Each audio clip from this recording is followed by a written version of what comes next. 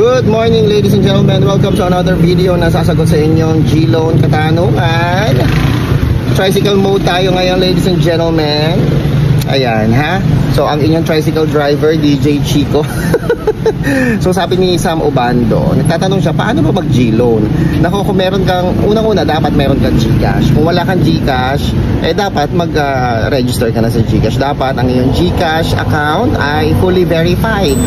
Kapag yan ay fully verified na, pwede ka nang gumamit ng mga Gcash features. Kamukha ng, ano ba yung mga Gcash features? Bills Pay, Pay Bills, G-Invest, G-Save, at kung ano-ano pa. At kapag nagagamit mo na yan, magkakaroon ka ng G-Score. Kapag nagkaroon ka ng G-Score, soon after, magkakaroon ka na rin ng offer mula sa G-Loan. Hindi lang G-Loan, pati G-Gifts, G-Credit. I-click mo lang yung sa iyong Gcash dashboard. I-click mo lang ang borrow at makikita mo sa borrow ang G-Loan, G-Gifts at G-Credit. Ako po si Chico. Enjoy the rest of the day and God bless po.